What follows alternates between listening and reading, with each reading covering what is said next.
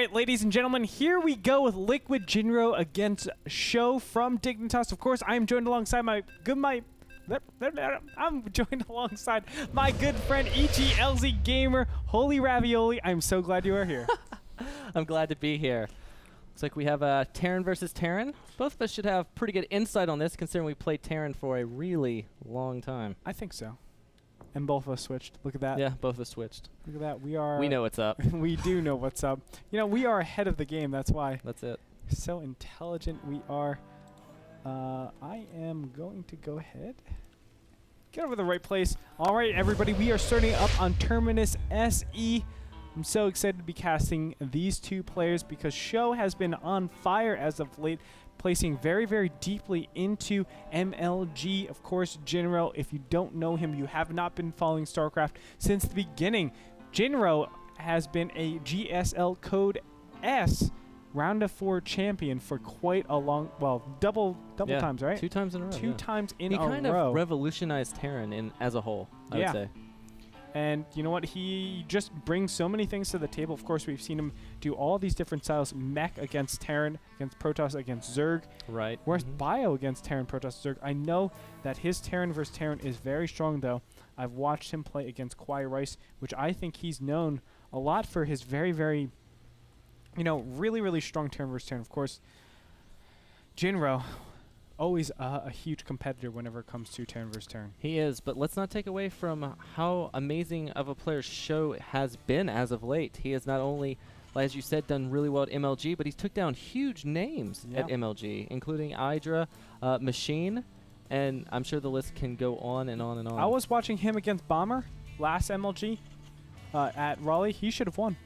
Really? He should have won 2-0. I kid you not. He should have won 2-0. Even the third game, he should have won 2-1. I'm not even kidding. He's looking so good. I'm not. I believe you. He is up to 90 APM though, and that's might be the high of the game. Calm down, Sjow. Don't use all your energy up right now, please. Relax a little bit. Your average is getting way too large. Yeah, he must have took a Monster energy drink. I see what you did there. Saw what I did there. You know what? It's so funny because I always make fun of Sjow. Me and Select actually always make fun of Sjow for being able to play at 90 APM and everything. We're like, oh, you're so bad. Of course, we're just kidding around. But it's so funny because Naniwa, his other teammate, is actually mad. He actually gets mad. He's like, 90 APM Terran can play up to my level. This is ridiculous. Terran is so... I'm just like, oh, Naniwa, I want to pinch your cheeks, man. I hear you. Ah, good old Dignitas. Gotta love the team. They're full of characters, actually. They're a great team. Select, such an awesome guy. I know they all have shirts. Actually, it's freaking awesome. It's true. You know what I'm talking about. Yeah, I do know what you're talking about. I'm quite jealous.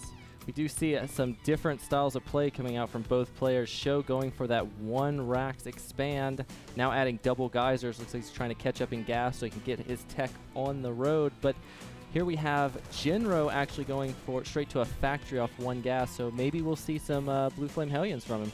Yep, Blue Flame Hellions. Probably a Banshee right now. Yeah. We do see the first Hellion coming out as we speak. Of course, in the other corner, what is Sjow doing? He's actually gone for double gas after the barracks. He's looking to go for just probably a bunker right around here, get a very, very quick factory. That'll enable him to really defend against everything else that Jinro really sends at him. This will be a cloakless Banshee, one thing to note. So it's more of an economic Banshee than anything else. He will put down, I'm going to say, the command center right around here. And we will see him harass a bit with this first Banshee. Yeah, I mean, it's not a bad thing not to go for Cloak every time. Cloak is a big investment. It's 200, takes a long time to upgrade. So going for a Cloakless, you can still do a lot of damage with a Cloakless Banshee. You can kill SCVs. You can also almost pick off all the Marines with good micro. Yes. So I actually like this style of play. It actually reminds me of a little bit older style of play we used to see a lot more back in the day. Not so much nowadays as much. But we do have the command center going down, so you did predict and call that one, Gretorp?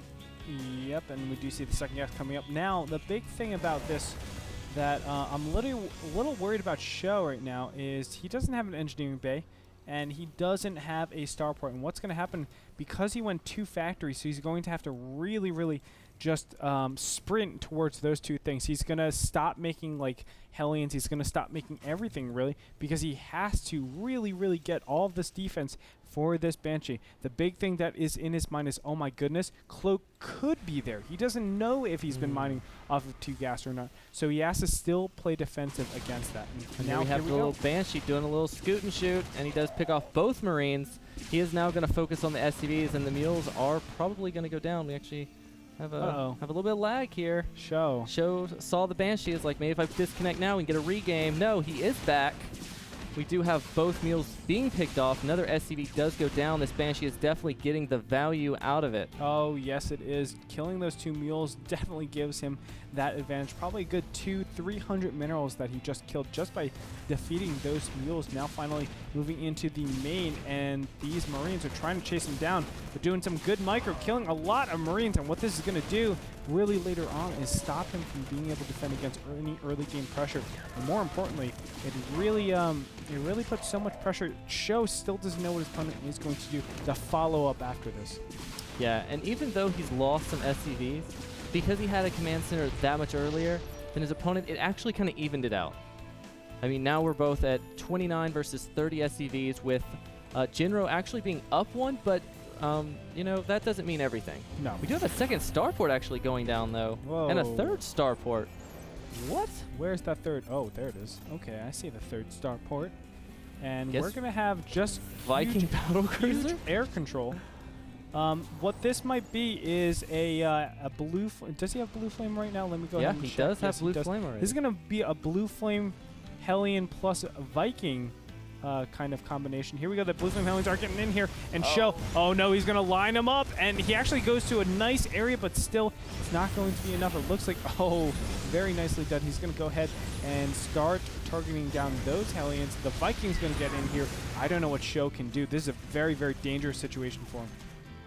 Yeah, a lot of Hellions coming back for Sjow. His Hellions were a little bit out of position. He can't afford to line up those SCVs one more time. No, he can't. He's already lost a lot of harvesters and a lot of mining time at that. Yeah, that natural hasn't been doing that much. There's finally the 2 mules that go down on there.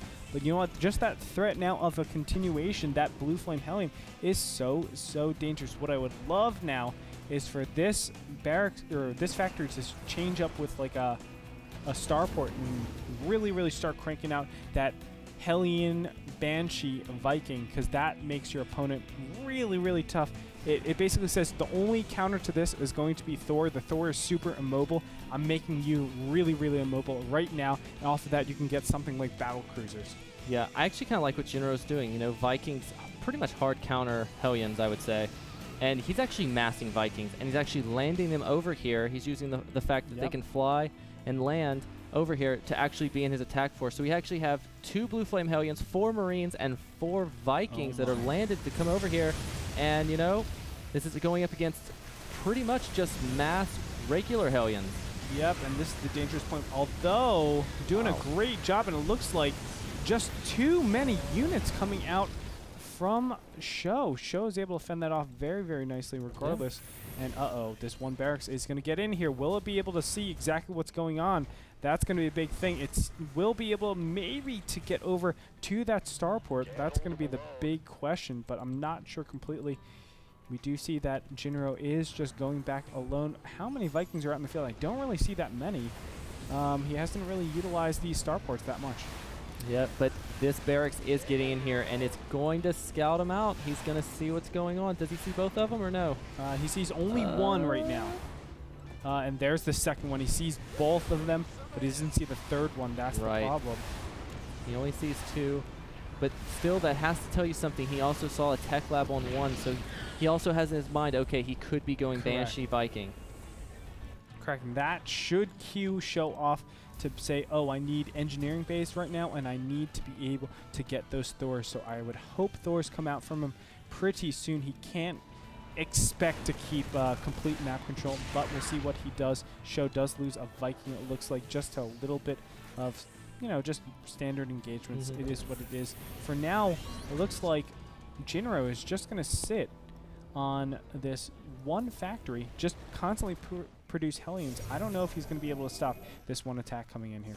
Yeah, this is so many Hellions coming in from Sjow that I don't know. Jinro is landing all of his Vikings, which he needs to do, but he's also lining them up. Whoa. And you just can't afford to line them up. No, you don't want to line them up at all. Now we can see that more Vikings are coming in here. They're all landed. It looks like Sjow is going to land for himself, and this could be the big battle. Here we go. Sjow is moving in first with the Vikings. Now, behind that is going to be all the Hellions. Now they're going to try to go into the line all the way on the left-hand side. The Hellions are not going to be enough. And it looks like Sjow is going to be pushed back this time around. So both these players trading up like the exact same type of battle, the Viking Hellion type of battle. It looks like they will be under attack. The last Hellion will be killed. But it looks like Sjow is going to have to back all the way to his base. Yeah, it does look like that was a good trade for Jinro. He definitely had way more Vikings because of those extra starports. Oh. But, you know, Jinro also has his third base up and running and has that rich mineral gas. And that's going to tip the tides if Sjow doesn't do something pretty soon. Yes, it will. Now we can see Vikings coming in from the top and from the bottom. It looks like he's going to do a double-pronged attack, and you don't really see this with Vikings at all. And there they go, landing up and now attacking those SEVs. A lot of trouble. Engineering Bay is trying to go down right now. There's that one Sea-Chunks. Sea-Chunks do great damage against these Vikings. But look at these Vikings doing so much damage against all these SEVs. They're going to pick up immediately. And look at that. The top is going to be attacked as well. So here's the combination attack, drawing all the units to the bottom in the main and then attacking again at the top. He's going to just lift them up as soon as he gets a couple of kills here on the Hellions. And there you have it. Having complete retention in both of sides. All the Vikings are going to stay alive, playing beautifully. That's the power of map control and air control. Let's go ahead and look into workers lost. 30 workers lost total. Wow, Jinro is playing great. Yeah, Jinro's actually using one of the most underused units / tactics to his advantage. He's using these Vikings beautifully because his opponent skipped turrets and skipped mass air dominance. This is the result right here. We had a two-pronged attack with landed Vikings on mineral lines and stuff, and it was just did a ton of damage. You know, he was already behind army-wise, and then that made it even worse. And now we see that Banshees are being added into the army mix, and what this means is if he has no anti-air like a turret or a Thor, then this Banshee's just going to go to work. And he doesn't have either of the two. The engineering bay is still not completed. Oh my god, it was canceled and never got remade. So he has no way of getting any more anti-air. Looks like he's just going to rely on his Marines over here. That one, oh my god, that one command center was going to go down there. The Marines that were chasing off that Banshee goes down as well. So this Banshee only has 40 hit points, but pretty much uncontested. There's no way to deal with this. He needs to get Thors out ASAP. It looks like Sjow is going to go for the counterattack, and meanwhile those Vikings landed, and they're going to just take out this orbital command center. This is the problem when you play mech. You have to be able to control the air as well, or do something, some kind of anti-air in your army. Otherwise, one Banshee comes, but oh my gosh, I just missed it.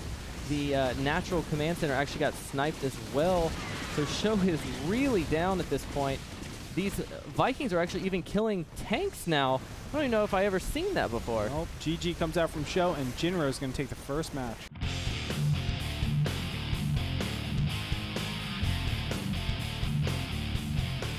So definitely a new style that we're seeing. It must be that Korean training that Jinro has been getting. I haven't seen any form of style like that really in the foreign scene in ever. Yeah. Ever. Yeah, that's very strange. It looks like, you know, he's used to the normal style, which is what Sjow did. That's the new TVT style where you're meching, you're having a lot of Hellions. And he was like, all right, well, I have a build that kind of counters that. Yeah. And that's exactly what he displayed there for us. And it's funny. Oh, go ahead. I was just going to say, and while he was doing that, he also gained not only the economic advantage, but he expanded more so than his opponent. And what I was going to say, it's funny that if Sjow chose to go bio, that style is completely useless. Oh, you yeah, can't do absolutely. that at all. There's no way. But against mech, it's perfect. And it's weird. Like, this whole mech counters bio, and then that style seemed to counter mech seamlessly. Yeah. You know? It was really, really just smooth sailing. Apparently, Viking Hellion beats Hellion. And then, yeah. And then all you have to add in there is one Banshee, and you win the game, apparently. Right. But nevertheless, we're going to go ahead and get into game number 2 between Jinro and our good old friend Sjow. Join us. More action coming your way after this break.